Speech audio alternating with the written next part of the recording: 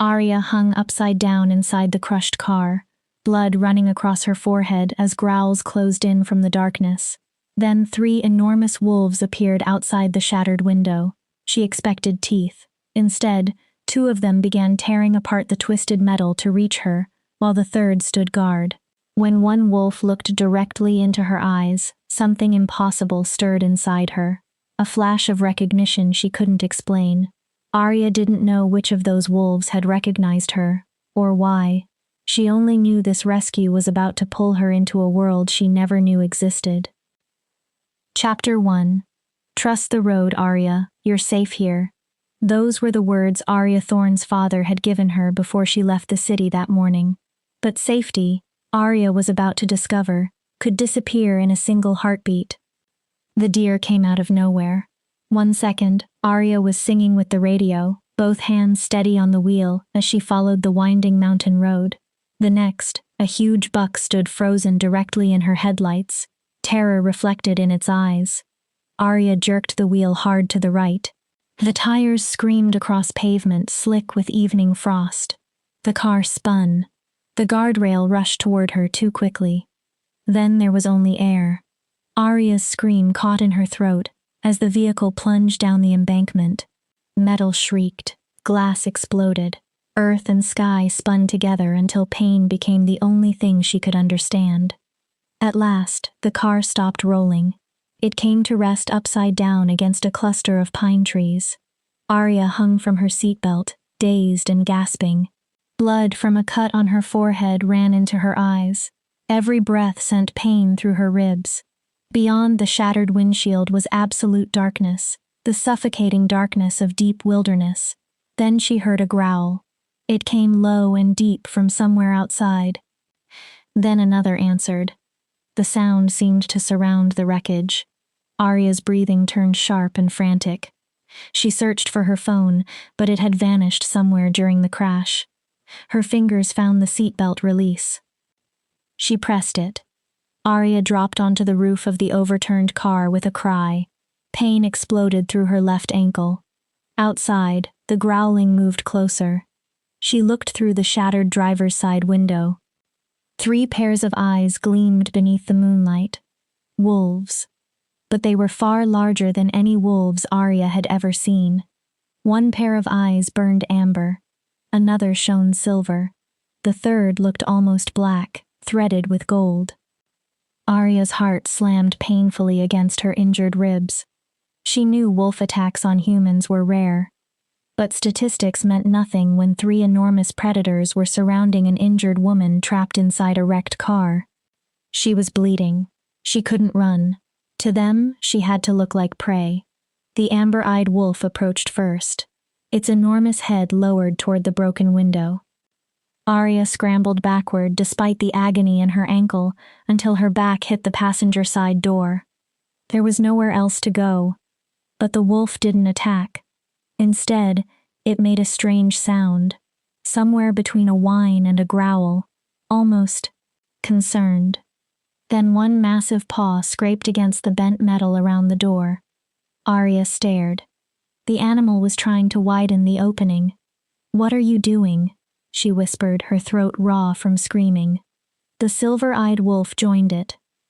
Together, the 2 wolves pulled and clawed at the twisted frame with a level of coordination that made no sense. Steel groaned under their strength. Behind them, the black and gold-eyed wolf remained perfectly still, watching the forest like a guard. Arya desperately searched for an explanation. Shock, blood loss, a hallucination. That had to be it. Wolves didn't rescue people. They didn't cooperate like this. They didn't. The damaged doorframe tore loose with a shriek of metal. The amber-eyed wolf pushed its head through the opening. It was close enough that Arya could feel its warm breath against her freezing skin. Its eyes locked onto hers. Something jolted through her. Recognition. Not hers. His. The thought made no sense, but she felt it anyway. Those amber eyes were too aware. Too intelligent. Almost human. Then the wolf carefully caught her jacket between its teeth. It pulled. Arya screamed as her injured ankle dragged over broken glass, but the wolf continued until she was free of the wreckage. The silver-eyed wolf immediately moved beneath one of her arms. The amber-eyed wolf took the other side. Together, they supported her weight. Arya's vision blurred. This couldn't be happening. 2 wolves were helping her walk.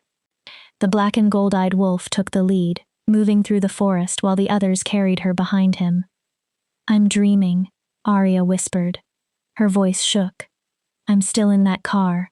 I'm dying, and this is my brain shutting down." The amber-eyed wolf made the same low, almost worried sound. Its gaze met hers again, and Arya could have sworn she saw something inside those eyes. An apology, a promise, a desperate need to tell her something without words. The wolves carried her deeper into the forest, following paths Arya couldn't even see. Her ankle throbbed with every movement. Her head spun. Blood continued dripping from the wound on her forehead. She knew she should be terrified. She should be struggling. Instead, shock and exhaustion were dragging her toward unconsciousness, and the heat of the 2 enormous bodies pressed against her was the only thing keeping the mountain cold from taking her. Time became meaningless. Arya drifted in and out, aware only of paws moving steadily across the earth, and 6 strange eyes repeatedly checking her condition. Amber, silver, black and gold. They watched her as though keeping her alive mattered more than anything else. When Arya opened her eyes again, the forest was gone. Firelight flickered across wooden walls. She was lying in an actual bed beneath thick blankets smelling of pine, smoke, and something wild she couldn't identify. Her ankle had been wrapped in fresh bandages. The cut on her forehead had been cleaned and covered with gauze. Arya tried to sit up. Pain ripped through her body. "Don't move." She froze. The voice came from the shadows near the fireplace. Male, deep, rough, as though its owner wasn't accustomed to speaking often. "You're safe," the man said, "but you're badly hurt." He stepped into the firelight. Arya stopped breathing for a moment. He was tall and broad-shouldered, with dark hair falling beyond his collar. But his eyes were what held her. Amber. The exact same amber she had seen in the forest. "Who are you?" Arya managed. "Where am I?" "My name is Cade." He moved closer, then deliberately stopped several feet from the bed, as though he didn't want to frighten her. "You're in my cabin. My brothers and I found you after the accident." "Your brothers?" Arya stared at his eyes. "The wolves." Her voice dropped to a whisper. "That was you." Cade's jaw tightened. For several seconds he said nothing. Then he answered, "You should rest. We can talk when you're stronger." "No." Arya clutched the blanket. Every rational instinct told her she was in danger. Yet something deeper, something she couldn't understand, felt strangely safe around him. "Tell me the truth. What are you?" Cade's amber eyes met hers. She saw the same desperate need for understanding she'd seen in the wolf. "We're what humans call shifters," he finally said. "Werewolves, if you prefer the old name." He stopped. His hands clenched at his sides. "And you? What about me? You shouldn't have survived that crash. You shouldn't even be here. But the second I caught your scent on the wind, I knew." His voice lowered. "My wolf knew." Arya swallowed. "Knew what?" Cade looked caught between wonder and fear. "That you're mine." Chapter 2. The Brothers. Arya's heart stumbled. "I'm what?" "My mate." The word came from Cade as if he'd dragged it out of the deepest part of himself. "The one the moon chooses for us. The single soul in the world that completes ours." The room seemed to tilt. Arya touched the bandage on her forehead, needing something solid to remind herself that she was awake. The crash was real. The wolves were real.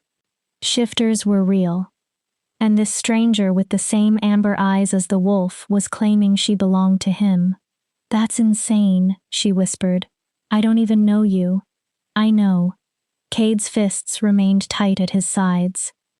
I know how this sounds. I know what you must be thinking. But the mate bond doesn't ask permission. It simply exists. Before Arya could answer, the cabin door opened. 2 men entered. She recognized them instantly. Not their faces. Their eyes. Silver. And black threaded with gold.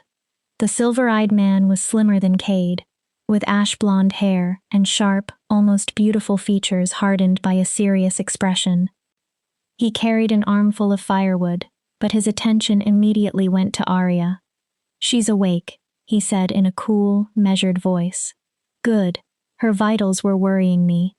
The third man was enormous, even larger than Cade.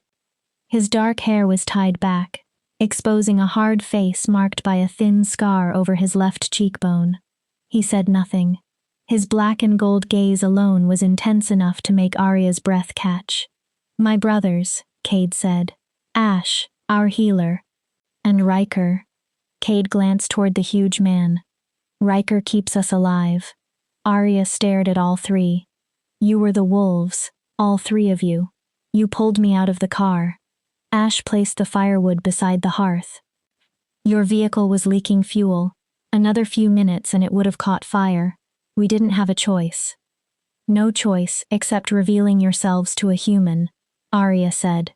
Her thoughts raced as the implications settled in. "Isn't that dangerous?" "I've heard the legends. Your kind is supposed to stay hidden." Riker finally spoke. His voice was a deep rumble. "She asks good questions." "Too good," Ash replied. He approached the bed and reached toward Arya's wrist. She jerked away. Ash immediately stopped and lifted his hands. "I need to check your pulse. You lost blood, and you may have a concussion." Arya looked at Cade. He gave her a small, reassuring nod. Reluctantly, she extended her arm. Ash pressed cool fingers against her wrist, his manner professional and detached. "Fast," he murmured, "but steady. That's encouraging." He pulled a small flashlight from his pocket. "Follow the light." Arya obeyed while he checked her pupils. Up close, Ash's silver eyes were almost colorless, with darker lines running through them like fractures in ice. "The concussion is mild," he concluded. "Your ankle is sprained, not broken, and the head wound looks more dramatic than it is. Scalp injuries bleed heavily. With rest, you'll recover." "How long?" "At least a week, possibly 2 before you're walking normally." Panic entered Arya's voice. "I can't stay here for 2 weeks. I have work, an apartment. My father is going to panic when I don't call." "Your phone was destroyed," Cade said gently, "and the closest town is 40 miles from here. There's no cell service in these mountains." Arya's chest tightened. "Then, take me to town. Take me to a hospital. I can call my father from." "No hospitals." Riker's answer cut through the room. He stepped closer, his body blocking part of the firelight. "The questions would expose us." He paused. "And you?" "Me?" Arya gave a bitter laugh. "What is that supposed to mean?" Cade moved between Riker and the bed. The protective gesture didn't escape her notice. "He means that once anyone knows you've seen us, once you tell anyone what we are, you become a target." "A target for who?" "Hunters. There are organizations devoted to finding shifters.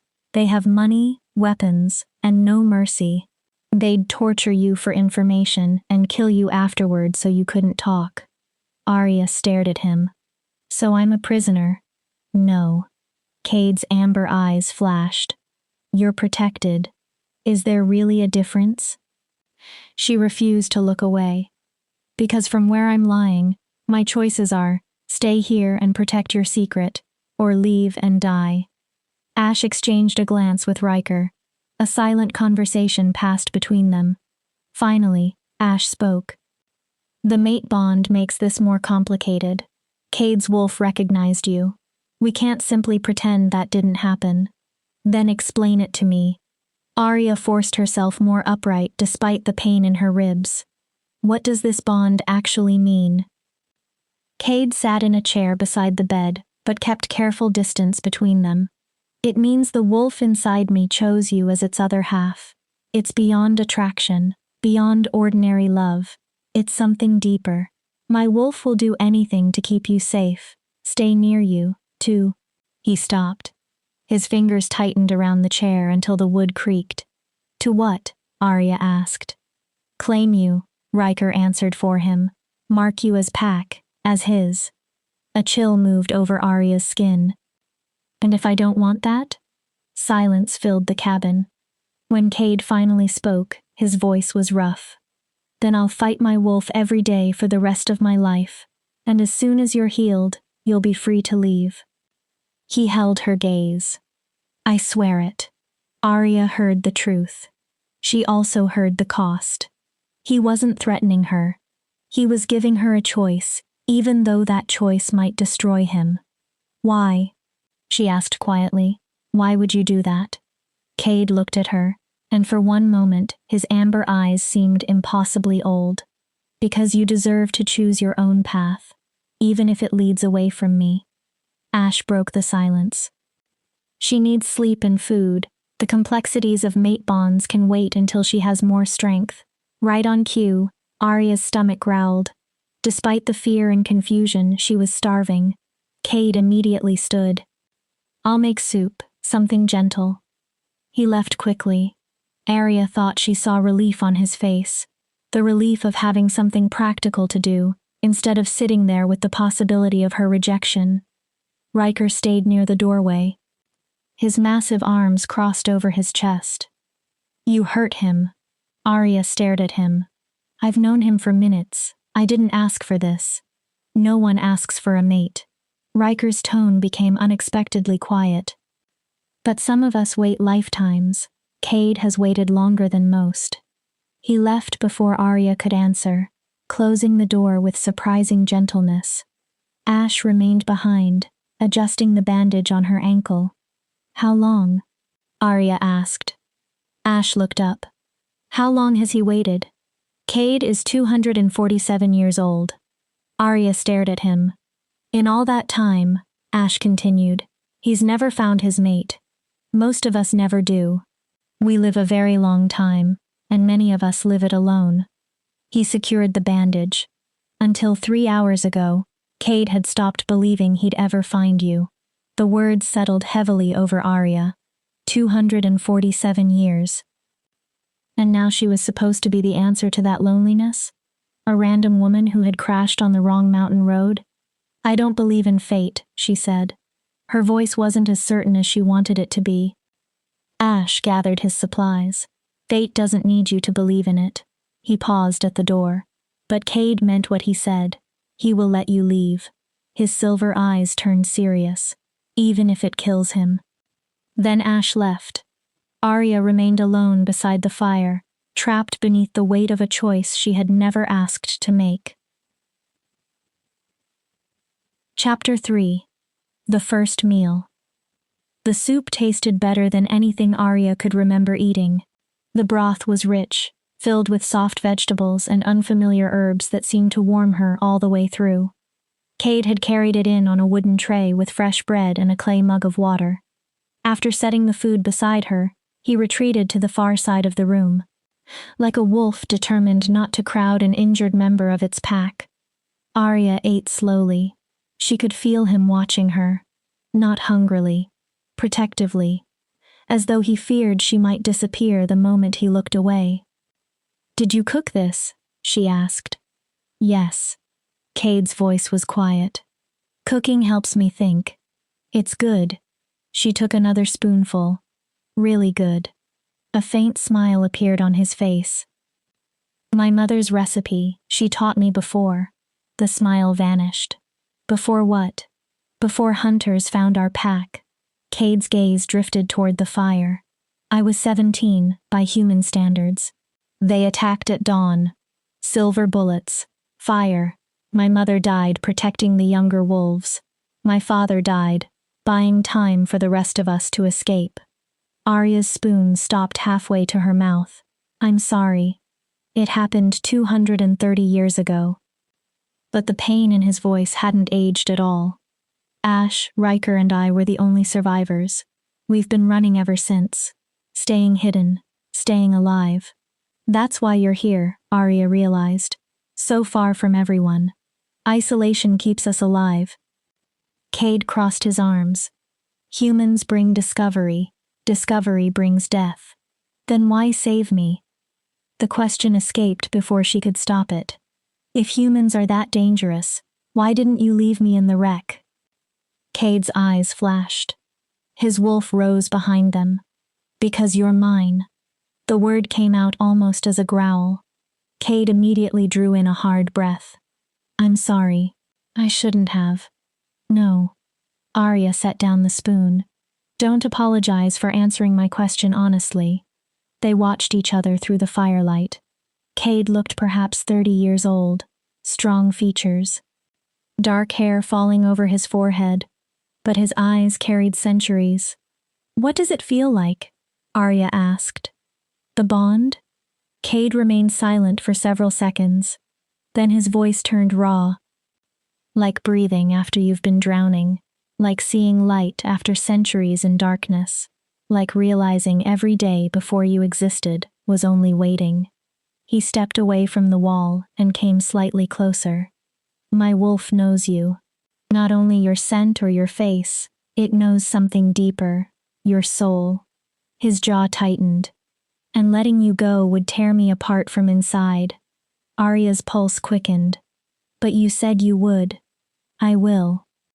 The answer clearly hurt him, because forcing you to stay would make me no better than the hunters who took everything from me. You deserve freedom. He looked directly into her eyes. Even if your freedom destroys me. Something in Arya's defenses shifted. This man could overpower her effortlessly. Yet he was offering her the right to walk away from the thing he'd waited more than 2 centuries to find. I don't understand you, she whispered. I don't expect you to. Cade reached for the empty tray. Without thinking, Arya caught his wrist. The instant their skin touched, electricity seemed to pass between them. Cade froze. His entire body went rigid. Amber disappeared from his eyes, replaced by brilliant gold. And Arya felt something too. A pull inside her chest. An invisible cord she hadn't known existed until that moment. Her palm burned where it touched him, but there was no pain. Only recognition. What is that? She breathed. The bond. Cade's voice sounded strained. It's trying to complete itself. Arya knew she should release him. Instead, she couldn't move. The warmth traveling from his skin into hers felt disturbingly familiar, like arriving home after wandering for years. Then the cabin door slammed open. Ash stood there, alarm in his silver eyes. We have a problem. Cade tore himself away from Arya. The sudden loss of contact felt almost painful. What kind of problem? The kind carrying rifles and tracking equipment. Ash's voice went cold. Hunters, 3 miles south, heading directly toward us. The atmosphere inside the cabin changed instantly. Riker appeared behind Ash, already preparing to move. They must have found the crash, he said. Then the blood trail we left carrying her here.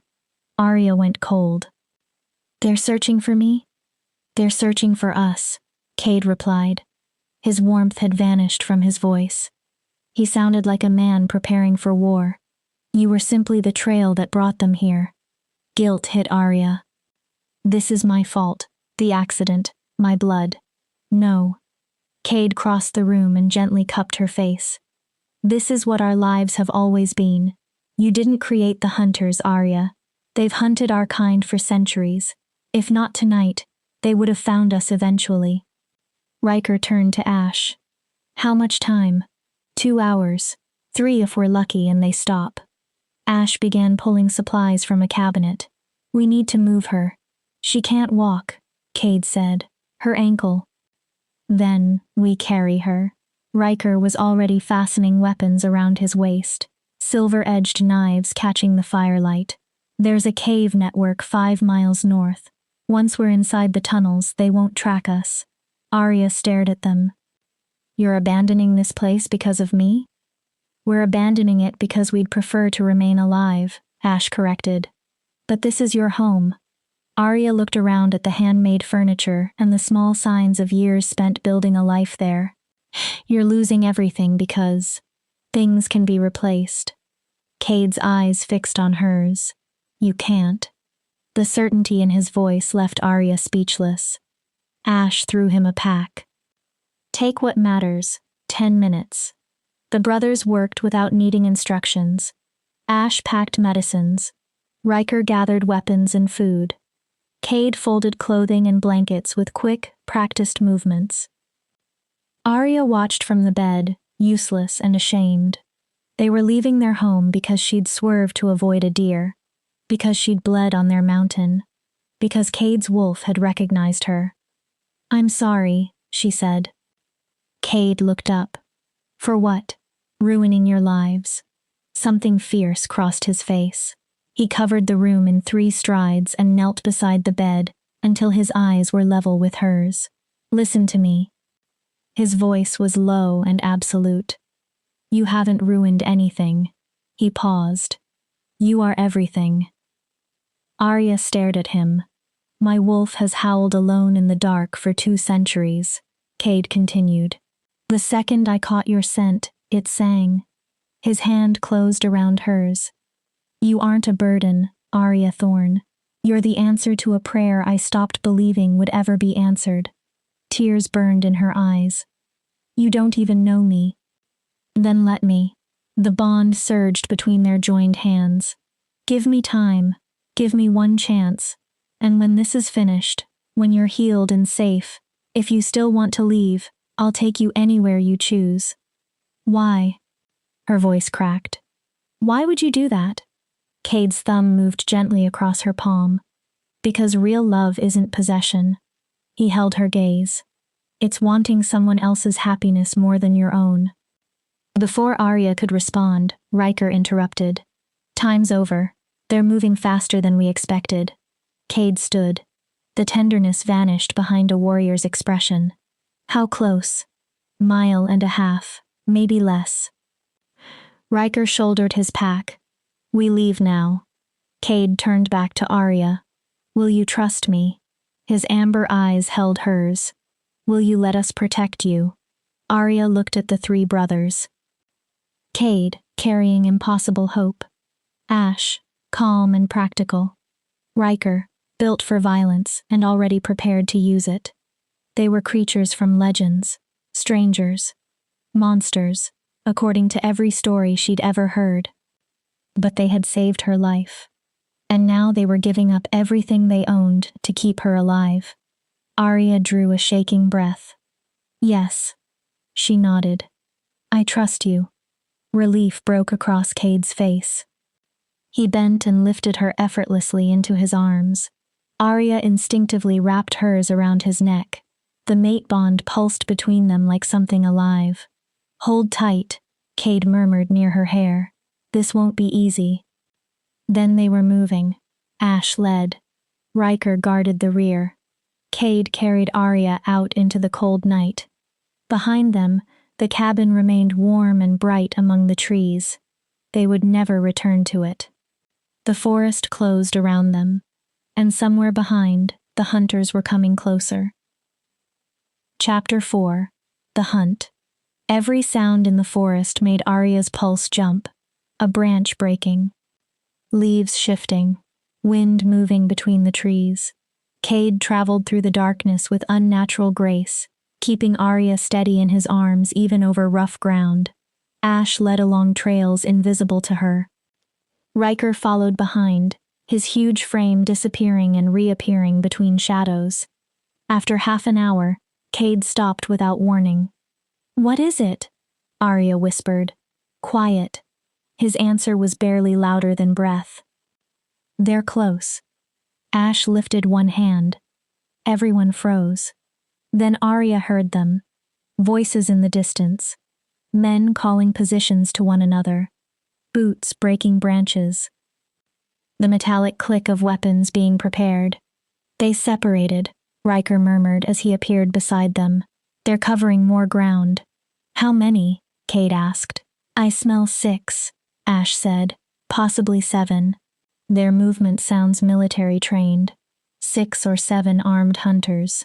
3 wolves. 1 injured human. Arya's stomach tightened. We can't outrun them while carrying her, Riker said. Not unless we shift. Cade's arms tightened around Arya. If I shift, my wolf may refuse to release her. Then we fight. Riker reached toward a knife. No, Ash said instantly. Fighting creates noise. Noise brings the rest of them. We disappear.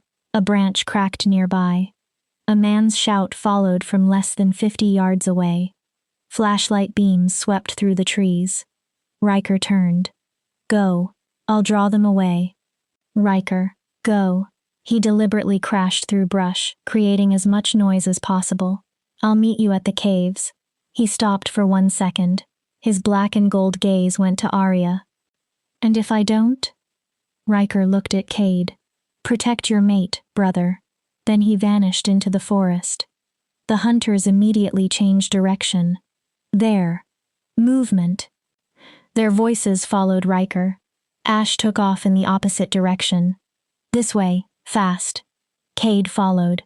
Arya pressed her face against his chest, trying not to imagine Riker deliberately leading armed men away from them.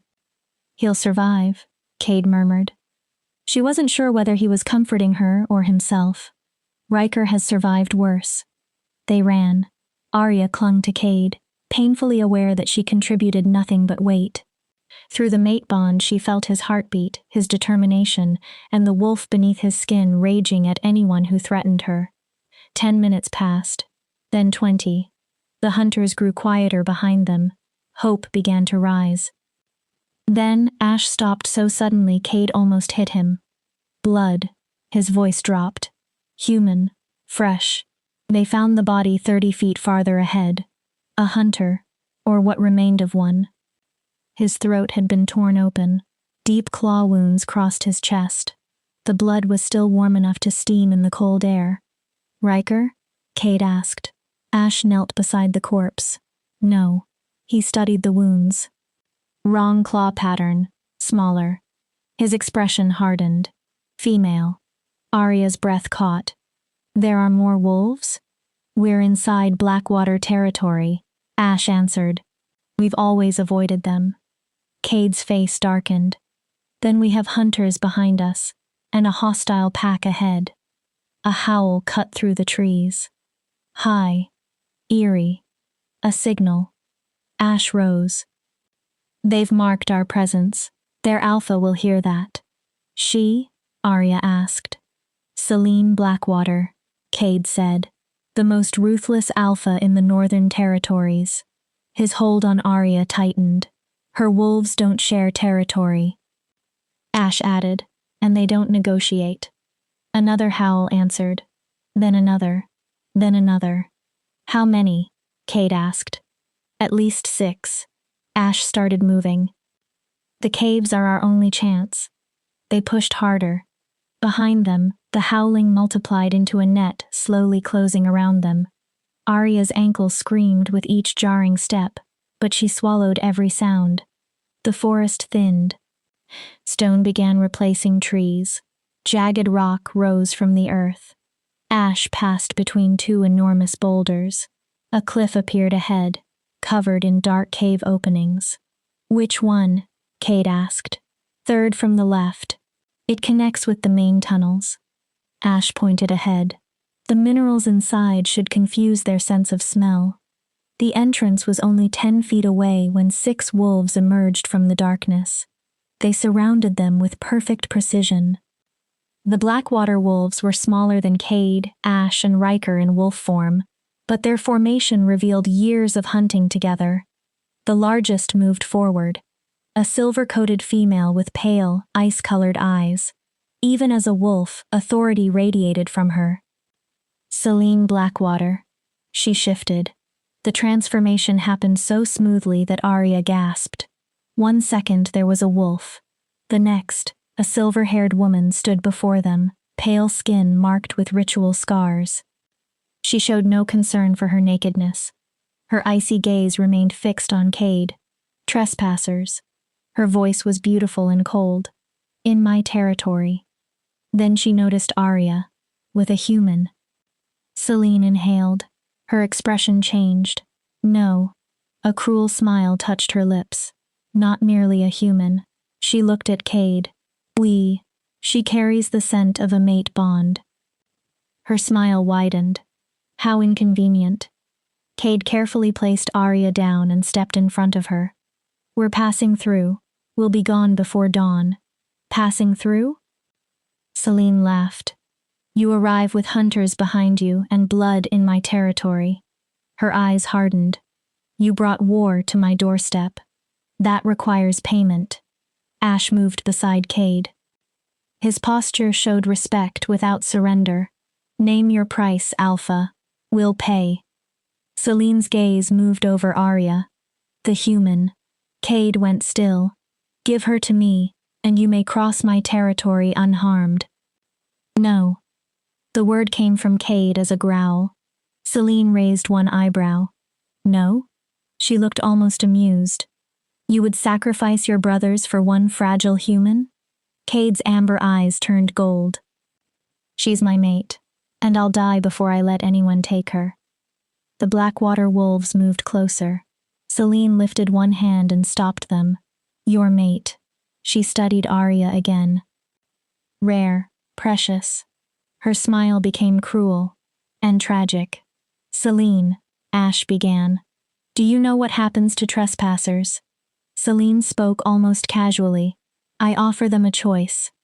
Join my pack and submit to my authority, or die where they stand. She gestured toward Arya. But Cade of no pack, you have a third choice.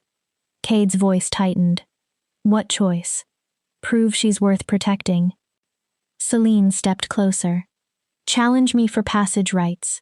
Win, and you and your brothers cross my land unharmed. Your human lives. She allowed the silence to stretch. Lose, and I take everything. Your life. Your brother's freedom. Her icy gaze settled on Arya. And your mate becomes mine, to use however I choose. Arya grabbed Cade's arm. Don't. There has to be another way. Cade never looked away from Celine. What are the terms? Cade, no, Ash warned. Cade repeated it. What are the terms? Celine smiled. 3 trials. Strength, cunning, will. She moved even closer. Survive all 3, and you've earned passage. Then her expression hardened. I've ruled these mountains for 60 years, Cade. No challenger has ever survived my trials. Her wolves growled with anticipation. Cade looked back at Arya. For one moment, apology and desperate hope filled his amber eyes. Then he faced Celine. I accept. Chapter 5. The First Trial. You're insane. Arya grabbed Cade's shirt. You don't have to do this. Yes, I do. He covered her hand with his. It's the only way to keep you safe. Safe. You could die. Then I'll die protecting my mate. His amber eyes held hers. There are worse ways to die. Celine clapped once. The sound echoed from the cliffs. Touching, but sentiment won't save you. At her gesture, the Blackwater wolves formed a circle around a flat area of stone. The first trial begins now. Ash leaned toward Cade. Her trials are built to kill people. Everyone knows that. There's no shame in running. There is for me. Cade released Arya's hand. Watch her. Cade. Please, brother. His voice cracked. If I fail, take her away from this mountain, as far as you can. Ash's jaw tightened. Finally, he nodded. He helped Arya sit on a boulder beside the circle, supporting her injured ankle. Celine stood at the center. The trial of strength, she announced. Simple and primal. Her eyes fixed on Cade. Shift. Fight me. She smiled. The first to submit or die loses. And yes, I fight to kill. Cade removed his shirt. Arya saw muscle, old scars, and evidence of battles that had happened long before she was born. He had survived more than 2 centuries, but Celine had controlled these mountains for 60 years. How many challengers had died beneath her teeth? Cade. He looked back. Arya forced strength into her voice. Don't you dare die on me. Something fierce flashed in his eyes. Yes, ma'am. Then Cade shifted. It wasn't the slow, grotesque transformation Arya had seen in films. It happened naturally. Fluidly. One moment a man stood before her. The next, an enormous dark wolf stared through amber eyes. Beautiful. Terrifying. Selene shifted as well. Her silver coat caught the moonlight. She was smaller, but her confidence made that difference seem meaningless. This was her territory, her pack, her game. The surrounding wolves began to howl. Then Selene attacked. She struck with shocking speed, diving low toward Cade's throat. He twisted. Her teeth snapped on empty air.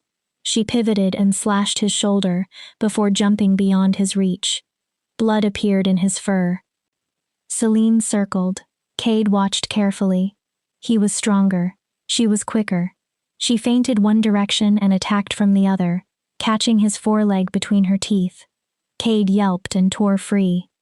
She's wearing him down, Ash murmured. Can he beat her? Arya asked. Ash didn't answer immediately. I don't know. His silver eyes never left the fight. I've never seen him fight with this much to lose. Selene attacked again. This time Cade met her head-on. He used his greater weight to slam her against the ground. They rolled through the dirt, fangs flashing. When they separated, both were bleeding. Selene had a deep wound along her side. Cade's shoulder and foreleg were torn. The silver alpha narrowed her eyes. She had underestimated him. Her next attack was faster and far more vicious. She tore at Cade's ear. Claws ripped across his face.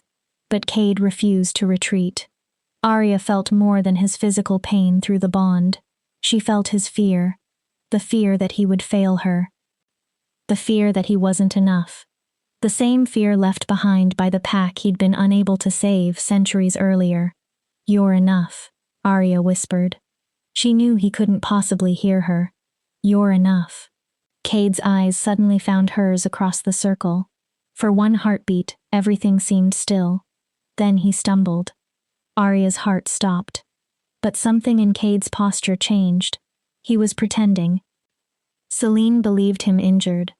She lunged for his exposed throat. At the final instant, Cade twisted aside. Her momentum carried her beyond him. His jaws closed around her rear leg. He pulled. Selene crashed to the ground. Cade was on her instantly. His teeth hovered over her throat. He didn't bite. He didn't need to. Submit. Or die. The howling stopped. Only the harsh breathing of the two wolves remained. Selene could still fight. Arya could see the calculation in her pale eyes, but she also knew Cade now had the killing position. Slowly, Selene lowered her head. Submission. The movement was tiny. Her entire pack recognized it. Cade released her and moved back. Blood ran from wounds all over his body. Both shifted into human form. Selene rose with calm dignity despite the blood running down her leg. Cade swayed. Well fought, Selene said. Her tone had become more assessing than mocking. You survived the trial of strength. A pack member brought her a robe. Another brought clothing for Cade. He dressed stiffly. Arya wanted to go to him. Ash held her back. Not yet. His voice was quiet. The trials aren't finished. Selene slowly circled Cade. You're stronger than I expected. Smarter too. But strength won't save you from the next trial. Her cruel smile returned. Cunning requires another form of survival. She gestured. 3 wolves dragged someone from the darkness. Arya's breath caught. Riker. Silver chains bound his body. Wherever the metal touched him, angry red burns covered his skin. His face was bruised and his clothing torn. But his black and gold eyes still burned with defiance. Riker. Cade started toward him. Selene stopped him with one raised hand. Your brother was caught trying to circle back and help you. Her mouth curved. Noble. A pause. Stupid. Then another. But noble. She stood beside Riker. The trial of cunning is simple. I ask 3 riddles. Answer every one correctly, and your brother walks free. Celine placed a silver dagger against Riker's throat. Fail once, and I open him from his neck to his stomach. Riker growled. Don't do it, Cade. Let her kill me. Get Arya out. Celine pressed the blade harder until blood appeared. Silence, or I'll remove your tongue before we begin. Riker stopped speaking. His eyes promised revenge. Cade stood pale and bloodied before them. What are your riddles, Alpha? Celine smiled. Listen closely. There are no second chances. She began. I am taken from a mine and locked inside a wooden case. I am never released from that case, yet nearly everyone uses me. What am I? Arya's mind immediately began working. Her father had given her riddles as a child, teaching her to think sideways instead of accepting the obvious answer. Cade answered first. Pencil lead. Graphite comes from a mine, is enclosed in wood, and is used without being removed. Disappointment flashed across Celine's face. Correct, she continued. The more you take away from me, the larger I become. What am I? Cade frowned.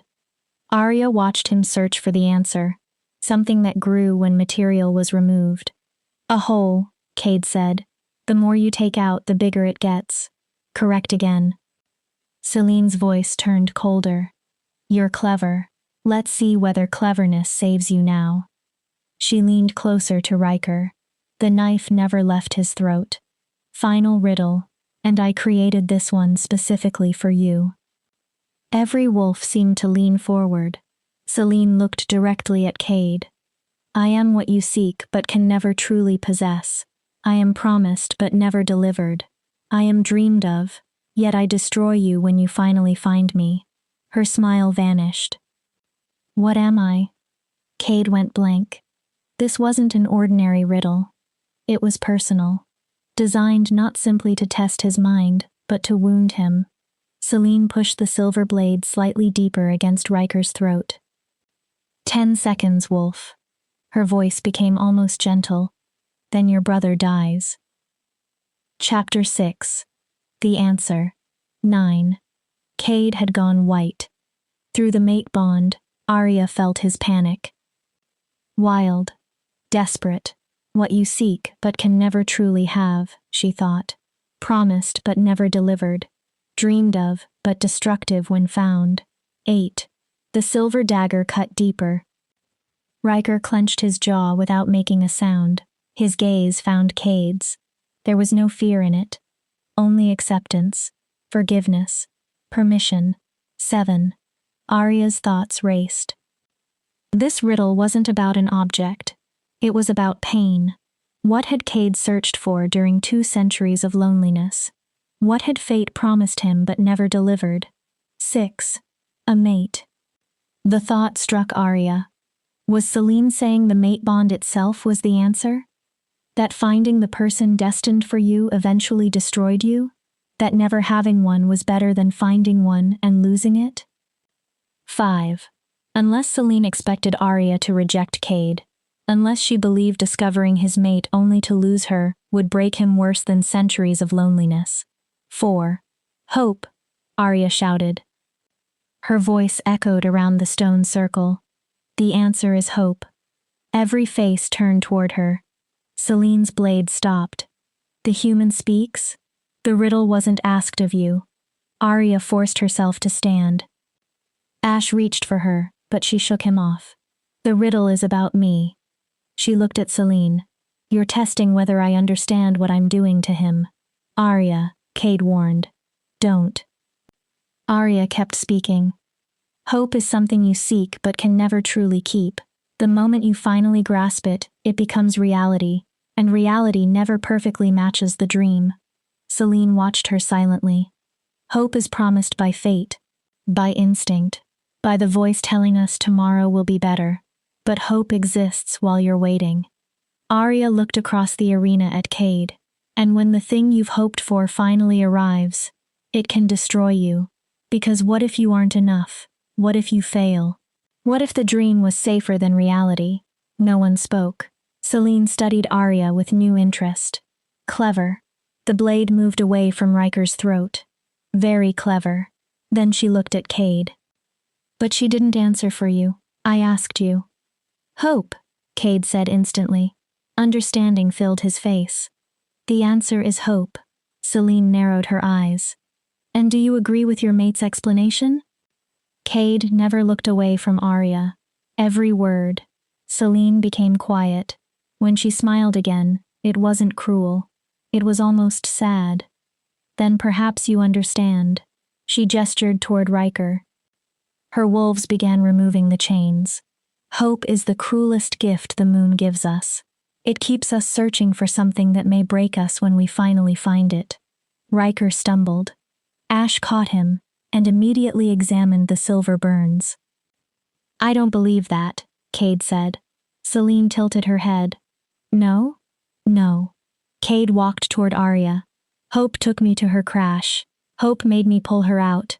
And hope will carry us through whatever happens next. He took Arya's hand. The bond flared. Maybe reality will never equal the dream. Maybe I'll fail her 1,000 times. His amber eyes softened. But at least I will have tried. At least I'll have known her.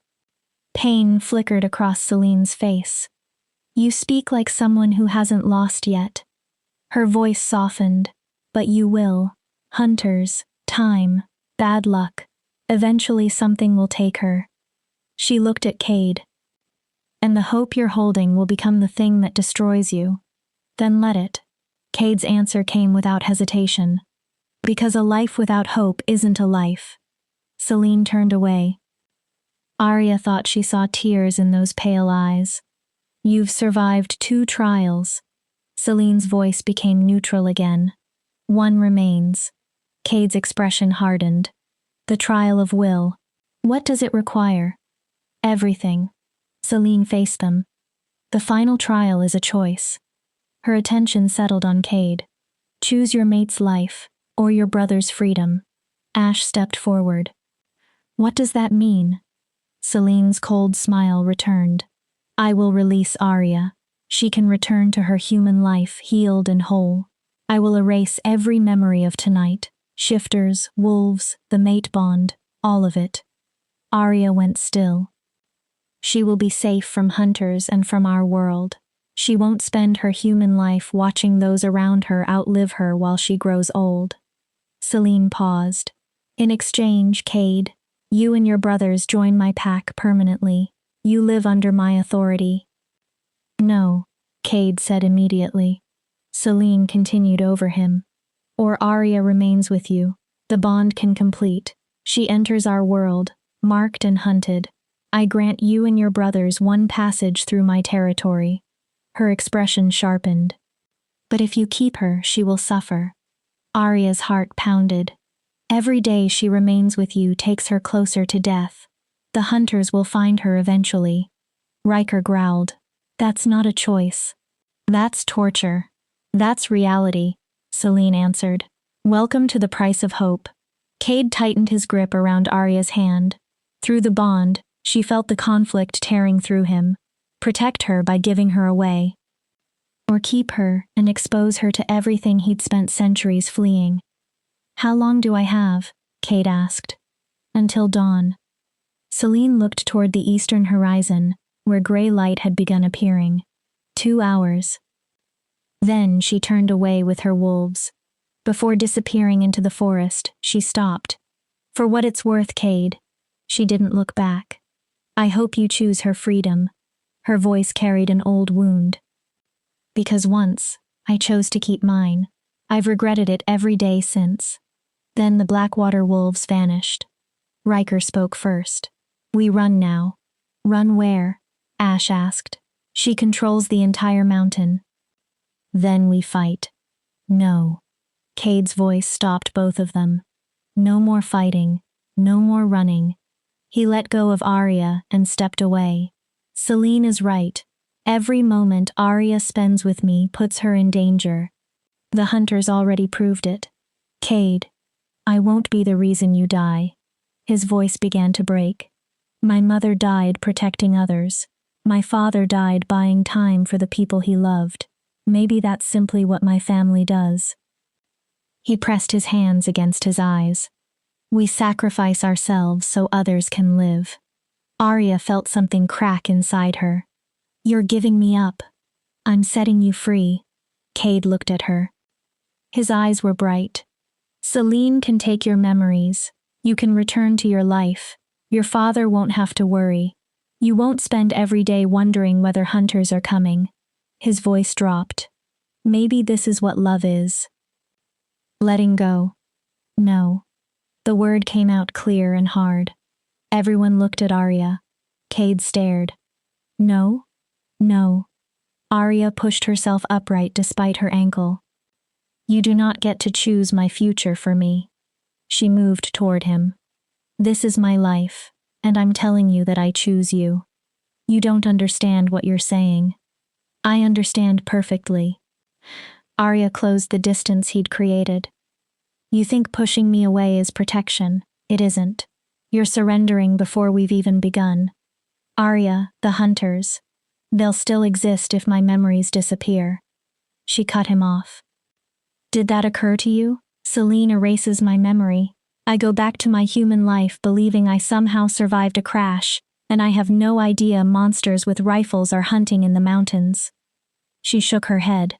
At least beside you, I'll know what I'm fighting. You'll die. Everyone dies, Cade. Arya took both his hands. The question is whether we live first. She held his gaze. I'd rather have 1 year with you, 1 month, 1 day. I'd rather have that than spend an entire safe life wondering what someone erased from me. You're injured. You're not thinking clearly. I've never thought more clearly. Her voice softened. You've spent 200 years losing people. You're so accustomed to grief that you're trying to lose me yourself before someone else can do it. Cade's face tightened. I'm not leaving unless you look me in the eyes and tell me you don't want me. Of course I want you. The confession broke out of him.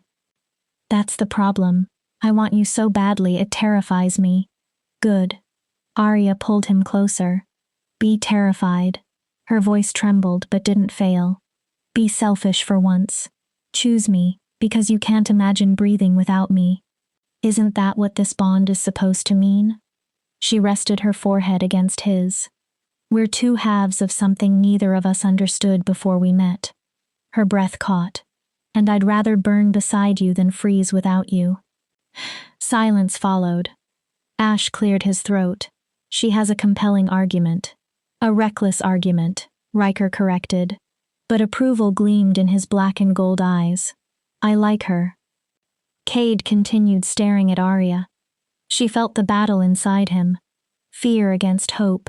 Sacrifice against desire. Please, she whispered. Choose me. Then softer.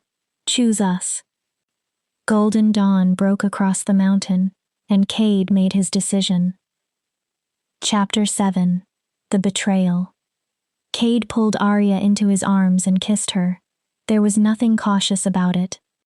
The kiss was desperate, fierce, tasting of blood, hope, and 200 years of loneliness finally breaking open. The mate bond erupted between them. Arya truly felt it for the first time.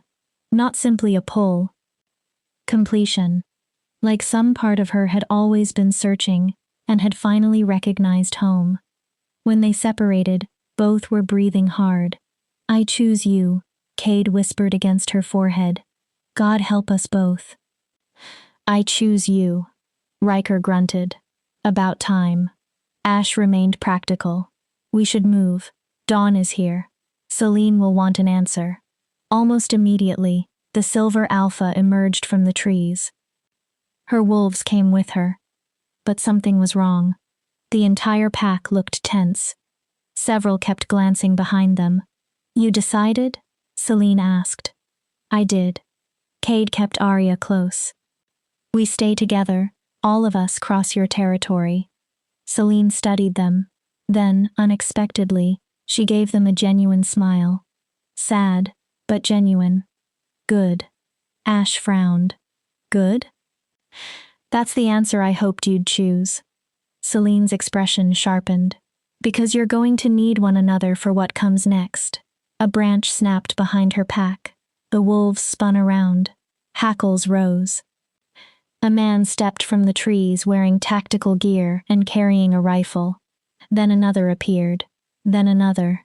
Within seconds, 15 armed hunters surrounded them. Every weapon was aimed toward the wolves. Arya went cold. How? I called them. The voice came from behind Celine's wolves. A smaller wolf pushed through the group. It shifted into a young man with narrow features and cold eyes. Last night, while everyone was distracted by your trials, Celine's face turned to ice. Damien, what did you do? What you should have done years ago. Damien walked toward the hunters. These outsiders brought hunters onto our land. They're a threat, so I made an agreement. He looked at Cade and Arya. The hunters take the outsiders and the human. Blackwater keeps its territory. Riker growled. You betrayed your own pack. I saved it. Damien's expression hardened. Celine has ruled for 60 years and made us weak, hiding, avoiding war, letting strangers cross our borders. The old ways are disappearing because she refuses to defend them. One hunter stepped forward, gray hair, cold blue eyes, the kind of face Arya imagined when children spoke about monsters hiding in darkness. He looked like a man who had killed many times and would kill again without hesitation. Captain Eli Thorne, he announced, leader of the Hunters' Coalition. His eyes found Arya. Recognition flickered there. And you must be the girl from the crash, the one my men tracked here. Cade stiffened. Thorne? He looked at Arya. Your surname is Thorne. Captain Thorne smiled. You didn't tell them. Arya stared at him. Tell them what? That your father is one of the greatest shifter hunters in the Northern Territories. Arya's entire body went cold. That you grew up learning skills designed to track and kill werewolves. No. Her voice barely worked. No. My father is Daniel Thorne. He's an accountant. By day. Captain Thorne stepped closer. Several wolves growled. At night, Daniel is the man who helped develop silver ammunition capable of killing a shifter with one shot. He looked toward Celine. The same man who has hunted Blackwater for 20 years. Celine's pale gaze snapped to Arya. You're his daughter. I didn't know. Arya shook her head. I swear I didn't know. He never told me. Of course not, Captain Thorne said. Daniel wanted you innocent. He believed ignorance would keep you safe. He raised his rifle toward Cade. But then you crashed in shifter territory. His smile became cruel. And bonded yourself to the exact kind of creature your father has spent his life exterminating. The mate bond filled with Cade's shock. His wolf recoiled inside him. Arya felt it. She had been raised by a hunter. Trained by one. Even if she'd never understood what the training was really for. Cade. She reached toward him. Please. Cade moved backward by only half a step. It felt like a canyon opening between them. Say no. Captain Thorne laughed softly. Daniel is going to be devastated when he hears that his little girl became a wolf's mate. He turned toward his men. Silver rounds for the wolves. Standard ammunition for the girl. Take her alive. Riker shifted his stance. Like hell you will. 3 rifles immediately aimed at him. Easy, Captain Thorne said. You're outnumbered and outgunned. And thanks to Damien, we know exactly how many of you are here, and where you'll try to escape. He glanced at the young wolf. Good work, pup. You'll receive your payment. Damien smiled. And you'll leave Blackwater territory afterward? Of course. The answer sounded false. Damien didn't notice. Celine did. She tensed to shift. A rifle pressed against her spine. Don't try it, Alpha, Silver will kill you before the transformation finishes. This is madness, Ash said. Arya didn't know what her father was doing. She's innocent. No one is innocent. Captain Thorne cut him off. She carries hunter blood. Daniel trained her even if she didn't understand his reasons. He tapped his temple. Tracking, survival, combat. It's all inside her. His mouth twisted. Wasted on a girl who fell for a wolf. Arya's thoughts reeled. Her father. Gentle Daniel Thorne. The man who cooked soup whenever she was sick. The man who taught her how to understand the forest. A hunter. A killer. Then the memories came. He had taught her to recognize animal tracks with unusual precision. He insisted she learn self-defense. He always wore silver despite claiming to dislike jewelry. He often returned home late, exhausted from what he called overtime at the accounting office. Oh God. Arya looked at Cade. It's true. The bond that had felt beautiful minutes earlier now seemed poisoned by secrets and blood. I didn't know, she whispered. Cade, I swear. His voice was hollow. Knowing doesn't change what you are. The words cut through her. Captain Thorne lifted one hand.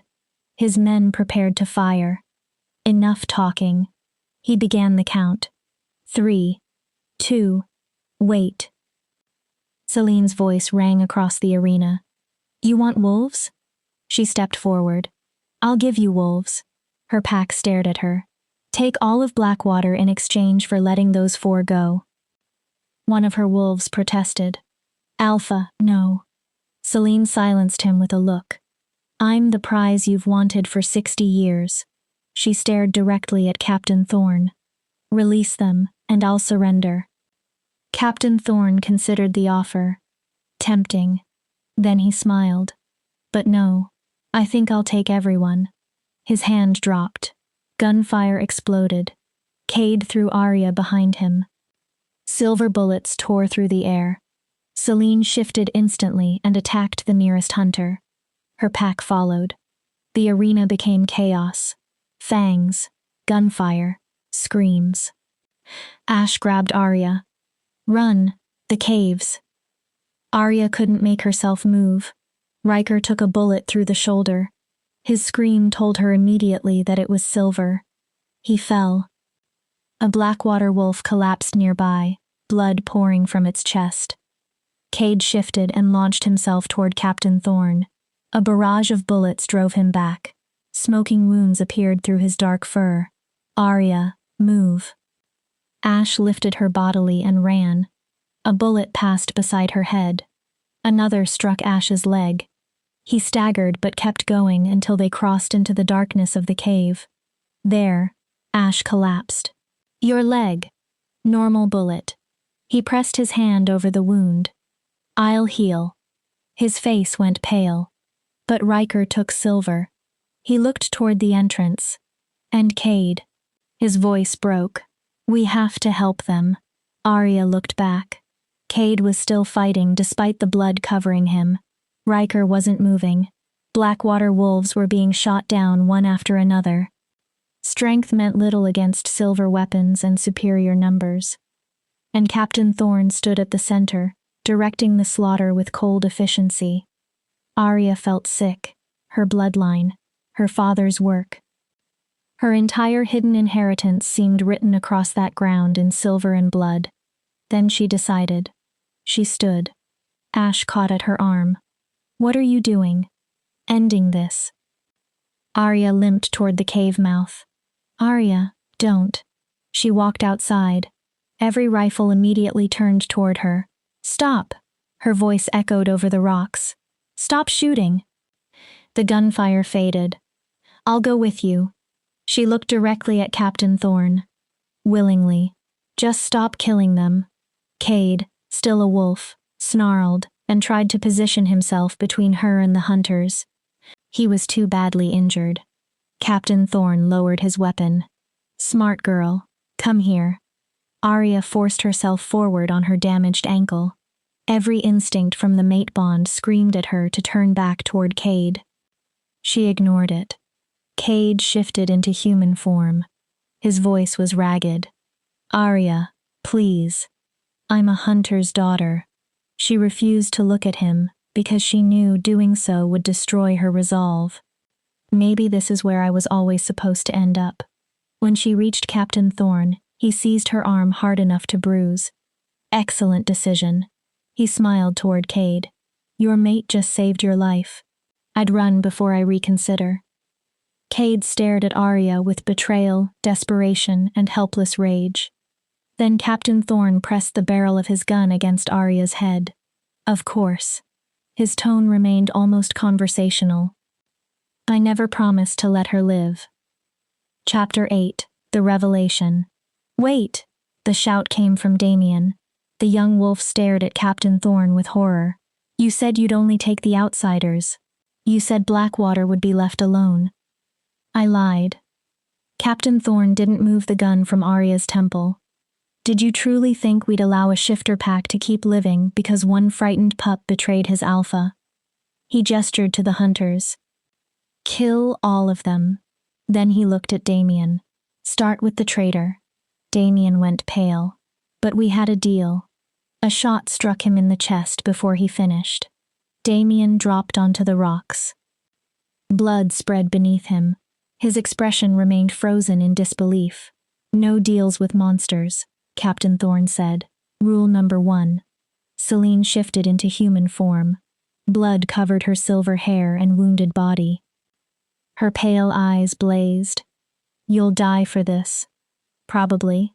Captain Thorne shrugged. But not today. He pushed the gun harder against Arya's head. Here's what happens next. Every wolf shifts human, lies down, and allows my men to put silver chains on you. He looked at Cade. Or I shoot this girl in the head, and we finish the rest the difficult way. Cade took one step forward. Release her. She isn't part of this. She's exactly part of this. Captain Thorne's grip tightened. Daniel Thorne's daughter bonded to a wolf. Do you understand what that makes her? He answered himself. A weakness. He smiled. My old friend can't do his work properly while knowing his daughter is playing house with the enemy. Arya's voice stayed remarkably steady. So you'll kill me to make my father a better hunter? I'll kill you because it's merciful. Captain Thorne almost sounded compassionate. You believe this bond is love. It's a curse. He glanced toward Cade. He will die eventually. Silver round, trap, rival pack. Something will kill him. Then you'll live with a wound in your soul that never closes. His blue eyes returned to Arya. I've seen it happen. Death is kinder. The bond pulsed with Cade's anguish. His wolf was screaming inside him. 15 armed men stood between them. Then another voice came from the cave. Or you could lower that weapon before you lose the hand holding it. Everyone turned. A man stood in the shadows, tall and lean. Dark hair streaked with silver. Storm gray eyes. He carried no visible weapon, but danger seemed to radiate from him. Captain Thorne went pale. Impossible. His voice faltered. You're dead. We killed you 20 years ago. You tried. The stranger stepped into the light. Half of his face was covered in burn scars. Claw marks crossed his throat. You came close. His expression remained calm. But I turned out to be more difficult to kill than you expected. Celine inhaled sharply. Ezra. The name changed the remaining Blackwater wolves instantly. Some lowered their heads. Others whimpered. Arya couldn't tell whether they were afraid or overwhelmed. Hello, Celine. For one moment, Ezra's storm-gray eyes softened. It's been a long time. Captain Thorne tightened his grip on Arya. Who is he? Cade answered quietly. Ezra Blackwater. He stared at the newcomer. The previous alpha. Then Cade added, Celine's mate. Celine looked as if the world had stopped. You died. Her voice carried more emotion than Arya had heard from her since meeting her. I watched you burn. You watched me fall, Ezra corrected gently. The burning happened afterward. A faint smile touched his scarred mouth. Apparently, Some of us are too stubborn to die properly. He surveyed the dead and injured Blackwater wolves. I felt the pack bonds breaking. I felt them dying. His gaze hardened. So I came. Captain Thorne recovered some of his confidence. To do what? You're one wolf against 15 hunters. 14. Ezra spoke casually. The man you placed behind the boulder died about 3 minutes ago. Broken neck. Captain Thorne's expression changed. I'm very quiet when I need to be. One hunter ran to check. He returned grimly. Ezra continued. 13, actually. Your 2 rear guards won't be joining us either. He walked forward despite the weapons following him. So now we have an interesting problem. He stopped. Release the girl. Then leave my territory. Ezra's voice became deadly calm. And if you're fortunate, perhaps I'll let you reach the border before I hunt you down. Captain Thorne gave a forced laugh. Your territory? Celine is alpha now. You're a ghost. Am I? Ezra looked at Celine. Would you like to explain, or shall I? Celine met his eyes. 60 years seemed to pass between them in that one look. Grief. Separation. Loneliness. Something she had believed dead, suddenly standing alive before her. The alpha bond never disappeared, she said. Her voice shook. Even when I believed you were dead, I could still feel you. Like part of my body was missing but somehow still there. She drew in a breath. I ruled because you were gone. Her eyes never left Ezra. But I never truly replaced you because you never truly died. Ezra nodded. And now I've returned. He faced the pack. By pack law, I reclaim my position. The surviving Blackwater wolves moved behind him. Their true alpha had returned. Scarred. Half-burned. But alive. Captain Thorne was clearly recalculating. 13 hunters against 1 wolf should have been overwhelming. But Ezra Blackwater had already survived an execution. Last chance, Ezra said. Let her go. Or what? Captain Thorne pressed the gun against Arya again. You can't kill all of us and save her before I pull this trigger. You're right. Ezra didn't react. I can't. Captain Thorne smiled. Then we're at a stalemate. No. Ezra's gaze moved to Arya. She can. Arya understood. Everything her father had ever taught her suddenly aligned. Every self-defense drill. Every pressure point. Every lesson she'd thought was meant to protect her from ordinary danger. She drove her elbow backward into Captain Thorne's solar plexus. As he gasped, she twisted from his grip and used his momentum against him. He crashed to the ground. The gun skidded across the rocks. For 1 second, everyone froze. Then the fight exploded again. Ezra moved first. 2 hunters fell before either could fire. Celine shifted and attacked another. Cade, wounded but furious, lunged toward the man closest to Arya. But Arya watched Captain Thorne. He crawled toward his fallen gun. Arya was closer. Her hand closed around the weapon. She aimed it at him. Don't. Captain Thorne raised his hands. Arya, listen. Your father. My father lied to me. Her hand remained steady. He lied my entire life. He made me part of this without even telling me. Her voice hardened. Every tracking lesson, every survival exercise, you used all of it to kill innocent people. They aren't people, Captain Thorne spat. They're animals. They're more human than you. Arya tightened her finger around the trigger. Cade was willing to die for me. Celine offered herself to save strangers. Riker led armed hunters away, knowing he might be captured. Her eyes burned. What have you done except lie and kill? Captain Thorne changed tactics. Your father will never forgive you if you shoot me. We've worked together for 20 years. We're friends. Then maybe my father isn't someone I want in my life. A gunshot thundered across the arena. Arya hadn't fired.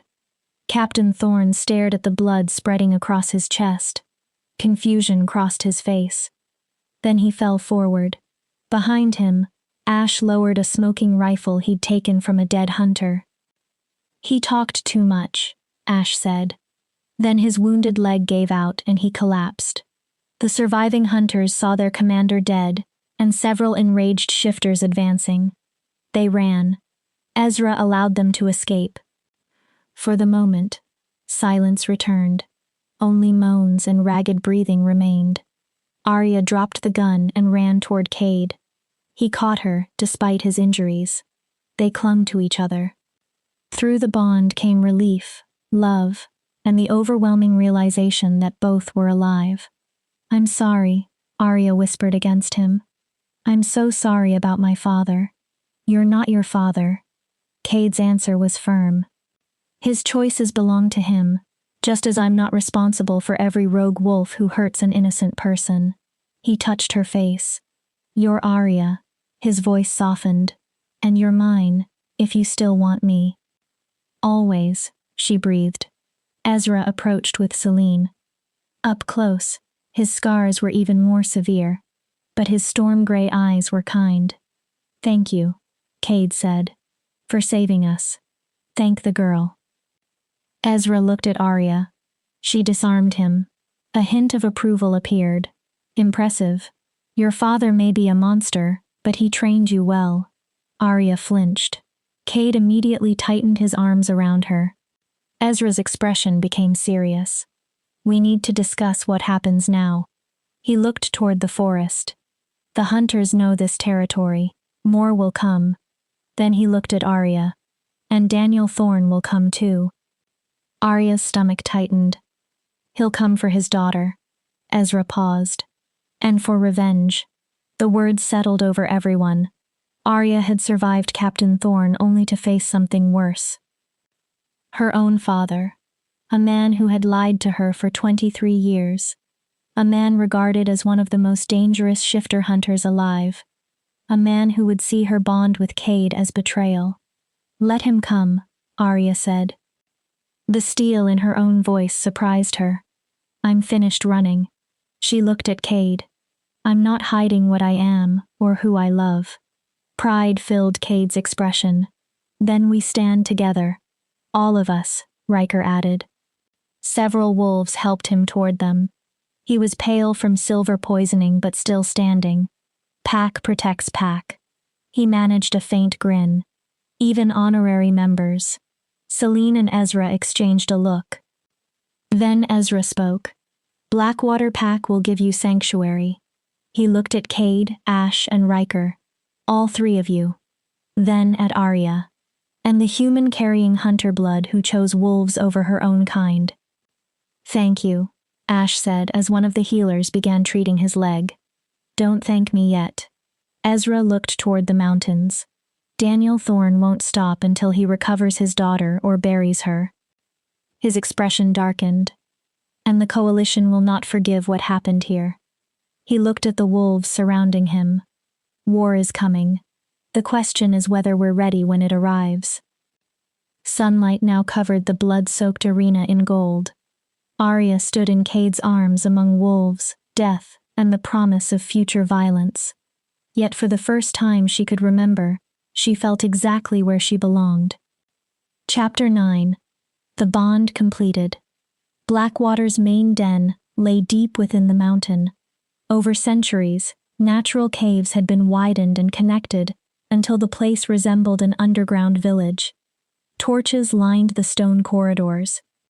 The air carried smoke, earth, and the unmistakable scent of wolves. Arya sat inside a small infirmary while an older pack healer named Marina cleaned her injuries. The woman had silver-streaked hair pulled into a practical braid and worked with calm efficiency. "You're lucky," Marina said as she wrapped Arya's ankle again. "Another day of abusing this sprain, and you could have caused permanent damage." "I don't feel lucky." Arya winced when Marina tightened the bandage. "People died because of me." "People died because hunters are bastards," Marina replied. She didn't soften the statement. "Don't accept responsibility for someone else's evil. That road drives people mad." Across the room, Ash sat on another bed while a healer removed the bullet from his leg. His face stayed still.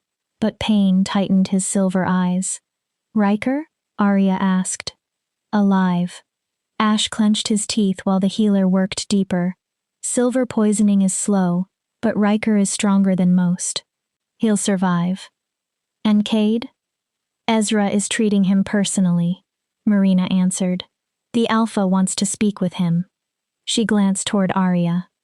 Probably about your bond. Arya's stomach tightened. Is something wrong with it? Marina and Ash exchanged a look. Not wrong, Ash said carefully. Incomplete. Arya frowned. You've acknowledged the mate bond. You've felt it, but you haven't sealed it. How do we seal it? The marking ritual, Marina explained. Cade's wolf formally claims you, and you knowingly accept. What exactly am I accepting? Marina's face remained gentle. A permanent mark, usually a bite on the shoulder or neck. It heals into a specific scar that other shifters recognize. She continued. They'll know you're mated and under pack protection. Marina hesitated. But there's more. Ash finished for her. The completed bond ties your lives together. Arya looked at him. His emotions become accessible to you. His pain, his happiness. Ash's expression turned grave. And his lifespan. What does that mean? Completed mates usually live and die together. Arya went still. If one dies, the other normally follows. Sometimes within hours. Sometimes days. If the surviving mate is unusually strong. Arya swallowed. So if Cade dies in this war, you die with him, Ash said. That's the full price of a mate bond. It isn't simply love, Arya. His voice softened. It's forever. Arya sat silently. She thought she had understood what choosing Cade meant. She hadn't. Completing the bond meant attaching her life to his so completely that eventually neither could survive without the other. Can I think about this? Of course, Marina said. She touched Arya's hand. There is no requirement to complete it immediately. Some bonds remain unsealed for years. Then Marina's expression became more serious. But every day you delay, Cade's wolf will suffer. The instinct to claim and complete is primal. Resisting it takes enormous control. Arya looked down. And if I decide never to complete it? No one answered immediately. Finally, Ash did. The bond would eventually break. He chose his words carefully. Cade would live. A pause. Technically, Arya raised her eyes. But he'd be damaged in ways that don't heal. Another impossible choice. Bind her life permanently to a man she had known for less than 2 days. Or walk away and leave him broken. I want to see him, she said. Marina nodded. He's with Ezra in the Alpha Chamber. I'll take you. The Alpha Chamber was enormous. Its ceiling rose 30 feet above them. Crystals trapped in the stone caught torchlight and scattered it across the walls like stars. Ezra and Selene stood near the center. Cade stood between them. His wounds had been cleaned and bandaged. Someone had given him fresh clothing. But his amber eyes remained haunted. Then he saw Arya. The relief on his face made her chest ache. Arya. He spoke her name like a prayer. I'll leave you, Marina said. She retreated. Ezra studied Arya. Marina explained the marking. She did. And? Arya looked at Cade. Then at Ezra. Do I have a deadline? No formal one, Selene answered. But waiting makes the bond harder for both of you. She spoke without cruelty now. You'll feel the pull constantly. Separation may cause phantom pain. Sleep becomes difficult. Concentration becomes worse. And if we complete it? Then your pack, Ezra said. Not merely Cade's mate. Blackwater becomes responsible for you. His expression was absolute. We protect our own to death. Even though I'm human? Arya hesitated. Even though my father is a hunter. Especially because of those things. Ezra's storm-gray eyes remained serious. You chose this pack over blood. Loyalty like that is rare. He nodded once. We don't abandon someone who has proven herself. Emotion tightened Arya's throat. The supposed monsters had offered her acceptance without demanding she pretend to be someone else. "Can Cade and I speak alone?" Ezra looked at Celine. They nodded and left together. The heavy door closed. For the first time since the crash, Arya and Cade were completely alone. "I'm sorry," Cade said immediately. "I should never have." "Stop." Arya went to him. "Stop apologizing for things you didn't choose. You didn't ask for this bond any more than I did. But I want it." His voice broke. "God, Arya, I want it so badly that it scares me." He looked away. "But I will not pressure you. If you need time, take it. If you need distance, I'll give it. If you need to leave. What do you need?" Cade looked back at her. Everything was there in his eyes. Loneliness, fear, hope, love. "You," he whispered. "I need you like I need air." Then he forced himself to continue. "But I need you willing. I need you to choose this because you want it, not because the bond is pushing you, not because you feel guilty, not because you think you owe me." His voice became rough. "I need you to want this as much as I do." Arya lifted both hands to his face. "I crashed my car." A small, shaky smile appeared. 3 wolves who could have left me there pulled me from the wreck instead. You carried me through a forest. You treated my injuries." Tears began running down her cheeks. "I watched you fight for me, bleed for me, and when you believed giving me up would keep me safe, you were willing to sacrifice the thing you'd waited centuries to find." She shook her head. "I've known you for 2 days, Cade, and in those 2 days you've shown me more real care than some people show another person in an entire lifetime." Her smile strengthened. "So yes, I want this." She held his gaze. "I choose this. Then, I choose you." The sound Cade made was half laugh and half sob. "You're sure? I'm terrified." Arya didn't pretend otherwise. "But I'm sure." Cade pulled her into him. The bond flared like lightning. "The marking will hurt," he whispered into her hair. "Not terribly, but I know." Arya tilted her head, exposing her neck and shoulder. Marina explained. Cade stared at her. "If you do this, there is no going back." His voice became strained. "We'll be bound completely. Forever." "Good." Arya remained steady. "I'm finished running from destiny or fate or whatever brought us together." She exposed her neck farther. "Mark me, Cade." Her heart thundered. "Make me yours." Gold flooded his eyes. She felt his control beginning to fracture. "Here?" he asked. "Now?" "Here." Arya swallowed. "Now, before I lose my nerve." Cade framed her face between his hands. He kissed her with tenderness and desperation, carrying 2 centuries of waiting in one touch. When they separated, his canines had lengthened. His eyes burned amber gold. "I love you," he whispered. "I'll love you until the day we die." His forehead rested against hers. "And if anything exists afterward, I'll love you there too." "Then prove it," Arya breathed. Cade lowered his mouth to the place where her neck met her shoulder. She felt his hot breath, the points of his teeth, the mate bond gathering inside her like an approaching storm. Then Cade bit down. Pain flashed through Arya, sharp, bright, right. The bond exploded, no longer a tentative thread, a flood. Cade's emotions poured through her. Love, relief, possessive protection, his wolf's triumphant joy. Everything he'd been holding back reached her at once. Something inside Arya changed. Her body remained human. But she could feel Cade differently now. His heartbeat seemed almost as clear as her own. She could feel the Blackwater pack bond spreading outward from Ezra and Celine like a web, and through Cade, her own thread joined it. Arya was pack, completely. When Cade finally lifted his mouth, blood remained on his lips. The wound on her shoulder had already begun closing. She knew the scar would remain forever. "How do you feel?" Cade asked. There was reverence in his voice. Arya considered the question. The pain was fading. Warmth spread from the mark through her body.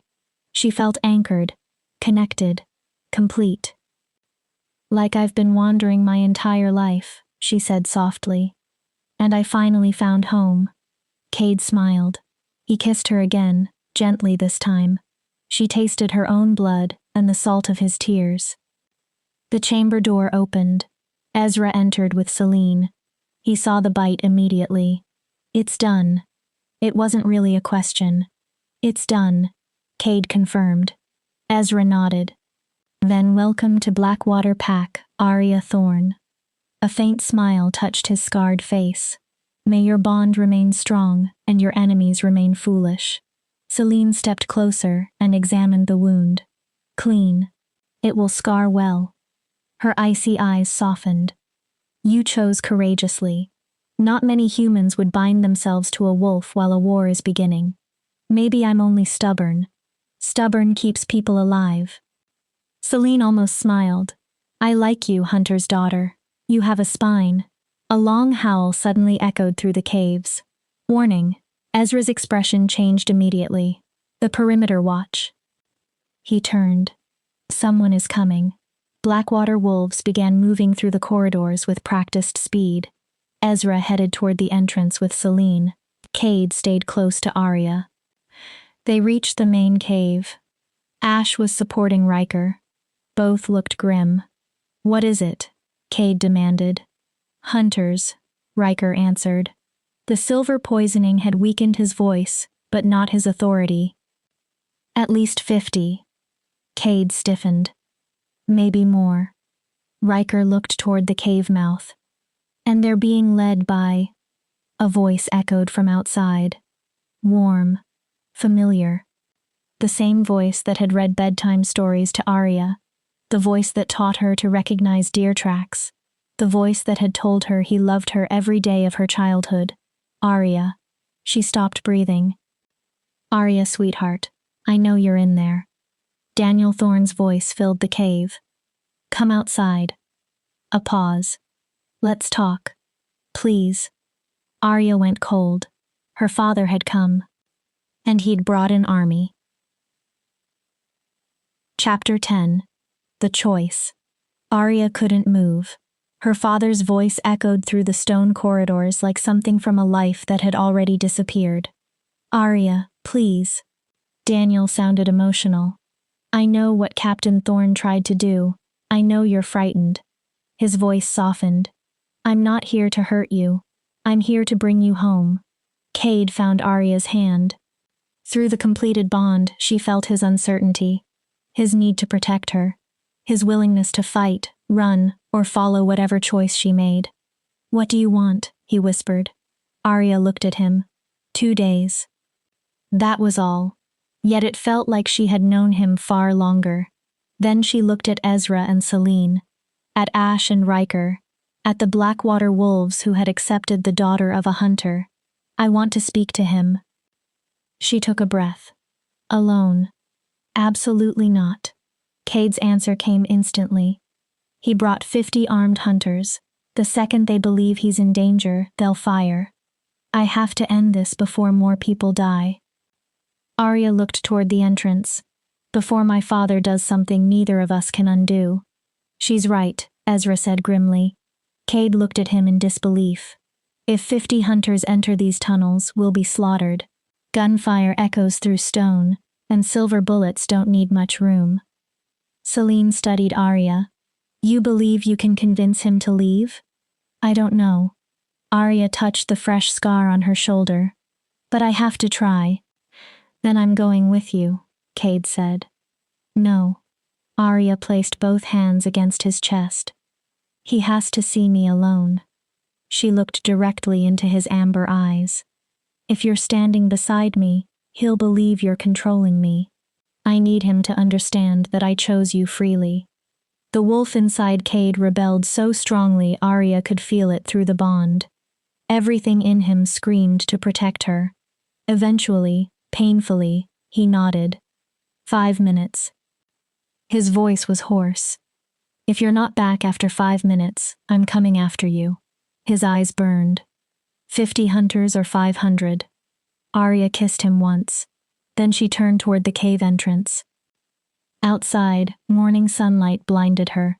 As her eyes adjusted, she saw them. Dozens of armed hunters formed a perimeter around the rocky plateau. Weapons pointed toward the cave.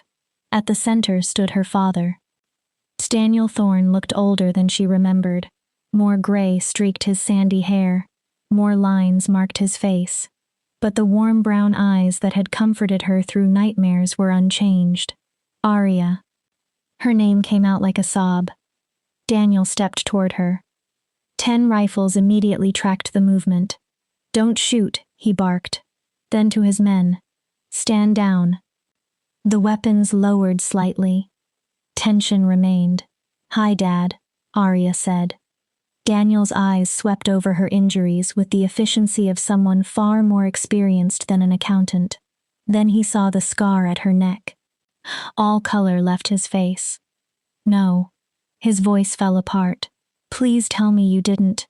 "I did." Arya forced herself steady. "I completed the mate bond." She touched the mark. "I'm Blackwater Pack now." Daniel staggered as if she'd hit him. "Arya, you don't understand. That isn't love. That isn't choice. It's compulsion." He shook his head. "They've manipulated you, made you believe. No one manipulated me." Arya stepped toward him. "Cade offered me every possible way out." Daniel stared. "He was willing to let Celine erase my memories. He would have broken the bond and lived with the damage if that was what I chose." She held her father's gaze. "Does that sound like someone controlling me?" "They told you exactly what you needed to hear." Daniel's desperation increased. "I've studied these creatures for 20 years. I know how they manipulate humans." Arya's expression hardened. "Like you manipulated me?" Daniel flinched. 23 years of lies, Dad." Her voice started to break. 23 years of teaching me tracking and combat and never telling me why. "Arya, you made me part of your hunting without my consent. I was protecting you. You were using me." The words came through tears. "Every camping trip, every survival lesson, every time you taught me to follow tracks or attack weak points." She shook her head. "You were training me to become a hunter. I taught you those things so you could survive." Daniel's voice turned desperate. "There are monsters in this world, Arya. Real ones. I needed you ready in case they ever found you. Is that what you tell yourself?" Arya looked at the rifles surrounding them. "That you're protecting people?" Her voice softened. "Because from where I'm standing, you're the monster, Dad." Daniel's jaw tightened. "You kill families. People who've done nothing to you except exist differently. They aren't people." His composure cracked. "They're animals wearing human faces. They kill for sport, territory, pleasure. For survival." Arya interrupted him. "Exactly like humans do." She looked around at his men.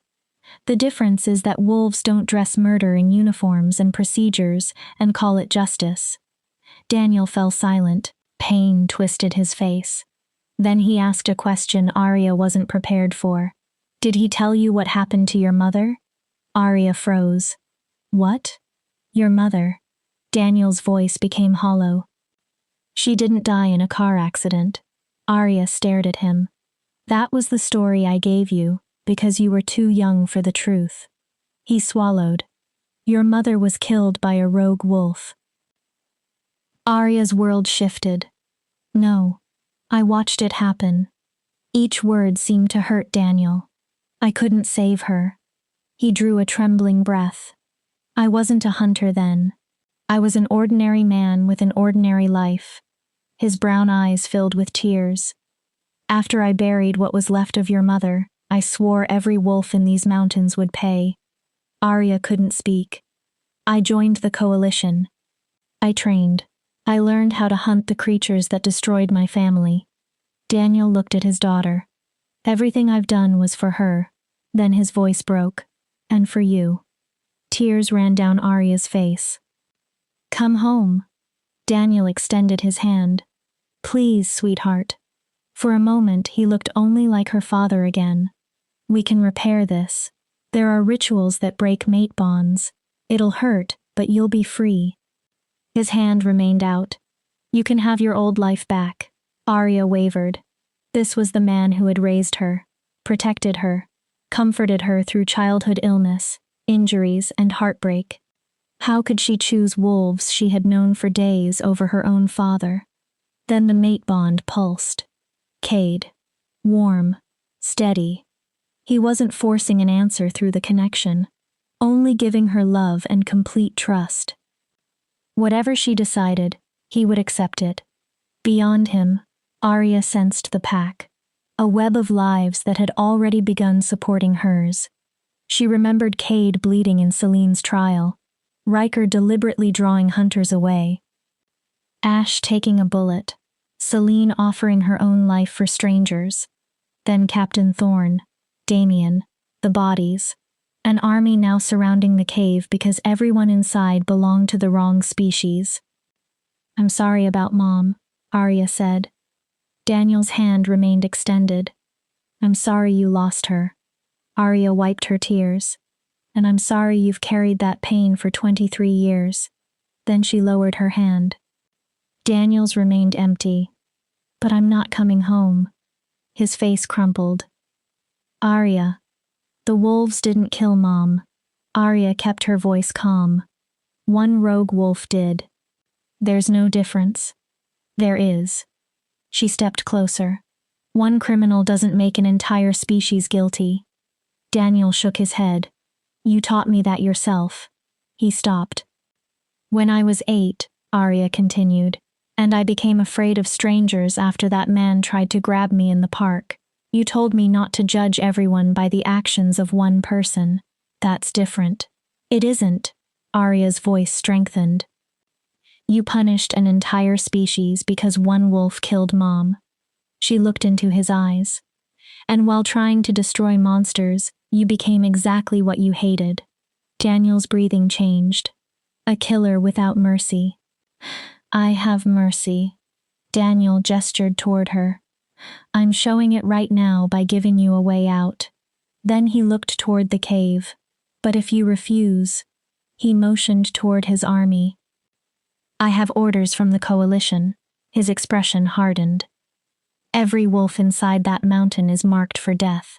Arya's stomach tightened. Daniel added, including the one who marked you. Silence stretched between them. Then you'll have to kill me too. Daniel stared at her. Arya's voice remained calm. Because I won't let you murder my pack. Her eyes filled again. And yes, Dad, they are my pack.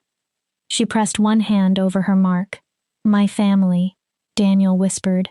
I can't lose you. His face twisted with grief. You're all I have left of your mother. Then don't lose me.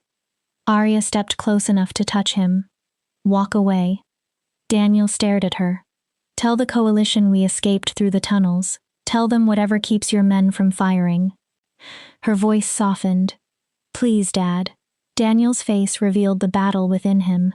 Father against hunter. Duty against love. His daughter against everything he'd sworn to destroy. If I let them go, his voice broke. The coalition will call me a traitor. He looked toward his own soldiers. They'll hunt me too. Then come with us. Arya surprised herself. Not as a hunter. She reached toward him. As my father. Daniel's eyes filled with pain. We can protect you. The pack can. I can't. His answer was hollow. I've killed too many of them, Arya. There's too much blood between us. He looked toward the cave. They would never accept me, and I wouldn't blame them. Then what do we do? Arya's voice rose. Stand here until someone gets nervous and starts shooting? Daniel looked past her toward the cave entrance. Then his eyes returned to the permanent mark on his daughter's shoulder. Finally he spoke. I have another daughter. Arya stared at him. What? In the city, Stephanie. He swallowed. She's close to your age. Her mother was my second wife. She left years ago, but Stephanie stayed. Arya was too stunned to interrupt. Stephanie doesn't know about the hunting either. Daniel looked ashamed. I kept her outside it, the same way I tried to protect you. He took a breath. If I let you leave, I need you to promise me something. What? If anything happens to me, watch over her. Daniel's voice grew urgent. Protect her from the coalition, from rogue wolves, from this entire world. He met Arya's eyes. Promise me. Arya swallowed against the tightness in her throat. I promise. Daniel slowly nodded. Then he turned toward his hunters. Stand down. One man frowned. Sir, our orders. I said stand down. Daniel's voice suddenly carried 20 years of command. The wolves escaped through the rear tunnels. We were too late. The hunter looked confused. But sir, the cave is completely surrounded. Daniel turned his coldest expression on him. Are you questioning my official report? The soldier went still. Because we can discuss your concerns before coalition oversight. We can also explain how 50 trained hunters allowed a handful of wolves to outmaneuver them. The man's face paled. No, sir. He lowered his rifle. You're right. They must have escaped. Daniel looked at Arya one final time. Go. His voice was quiet now. Before I change my mind. He looked exhausted. Before my conscience catches up with my heart. Arya wanted to hug him, wanted to tell him she loved him, wanted somehow to close the distance between the father she'd known and the hunter standing before her. But there was too much blood in that distance. Too many lies. Thank you, she whispered. Don't. Daniel's voice turned raw. Just be happy. He looked toward the cave. Live well. Love that wolf of yours with everything you have. A sad smile touched his face. Life is too short for regret. He looked down. And I already have enough regret for both of us. Daniel ordered his men to withdraw. The hunters began moving toward the forest in controlled formation. He remained behind for several seconds, looking at his daughter.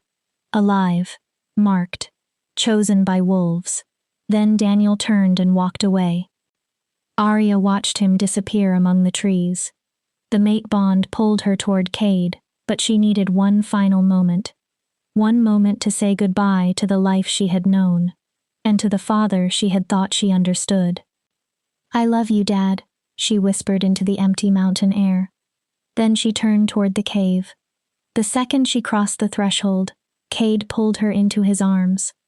Arya buried her face against his chest. She cried for her mother, for her father, for the girl she'd been only 3 days earlier. It's over, Cade whispered into her hair. You're safe. He held her tighter. We're safe. Ezra approached with Celine. Your father is a remarkable man, Ezra said quietly. Conflicted, broken, but remarkable. His scarred expression became thoughtful. Few hunters would have made the choice he just made. Will he be all right? Arya asked. I don't know. Ezra looked toward the cave entrance. But he gave you something valuable. His storm-gray eyes returned to her. A chance. He paused. Don't waste it. Arya wiped her tears. Around her, black water gathered. Ash, Riker, Marina, warriors, healers, elders, young pups watching the new human member of their pack with wide curiosity. These were her people now, her family. Celine stepped forward. The pack accepts you, Arya Thorne. Her voice carried through the cave. Not only because you're Cade's mate.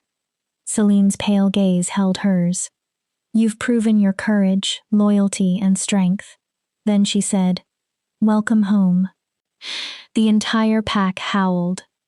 The sound began low and rose until it shook the stone walls.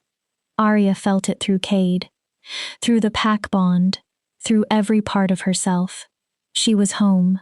3 months later, Arya sat on a cliff overlooking the valley, while sunset painted the mountains gold and crimson. Autumn had turned cold. Snow would arrive soon. Cade came out of the forest carrying firewood for their camp. During those 3 months, he had taught Arya to hunt and track, expanding skills her father had begun teaching years earlier. She trained with Blackwater warriors as well. This time, she understood exactly what she was preparing for. Not some unnamed danger. The real threats of the world she'd chosen. Cade sat beside her. "You're thinking too loudly." Arya glanced at him. He smiled. "I can feel it through the bond." She leaned against him. "I received a letter today." Cade felt her tension immediately. From Stephanie. His body stiffened. "My sister." Arya swallowed. "She wants to meet me." Cade waited. "She said our father told her everything before he—" Arya couldn't finish at first. Then she forced out the words. "Before the coalition executed him for treason." Cade pulled her closer. "I'm sorry." "Me too." Arya blinked back tears. "But he kept the promise he made that day." She pulled the letter from her pocket. "He protected Stephanie. And before he died, he told her how to find me if she ever needed help." Arya unfolded the page and read the final lines again. "I don't understand what you are now, or what our father became. But you're my sister, and I need family. Please write back." Cade looked at her. "Will you?" Arya gazed over Blackwater territory. Below them, wolves moved across the valley. Training, hunting, living. "Yes." The answer came easily. "Family is still family." She smiled faintly. "Even when it's complicated." Cade kissed her temple. "You're going to be an amazing big sister. I learned from the best." Arya thought about Ash and Riker, Celine and Ezra, the entire pack that had accepted her. Stars began appearing over the mountains. Arya thought about the road that had brought her there. The crash. 3 wolves pulling her from a wreck. A father who had eventually loved her enough to let her go. A mate bond that had changed her understanding of everything. She had lost one family and gained another. She had discovered truths powerful enough to shatter the world she knew and force her to build a new one. She had learned that monsters weren't defined by species. They were defined by choices. And she had learned something else. Hope could destroy a person. But if they were brave enough to hold on to it, hope could also save them. Cade slipped his hand into hers. Their mate bond hummed between them. Steady. Unbreakable. "Ready to go home?" he asked. Arya squeezed his hand. Beyond him, she could feel the pack bonds calling her toward the den. Toward warmth. Family. Belonging. "Yeah." Arya stood and pulled Cade up beside her. "Let's go home." Together, Wolf and Hunter's daughter ran into the gathering darkness. 2 souls joined by fate, choice, and love. Toward the future they had fought so hard to claim.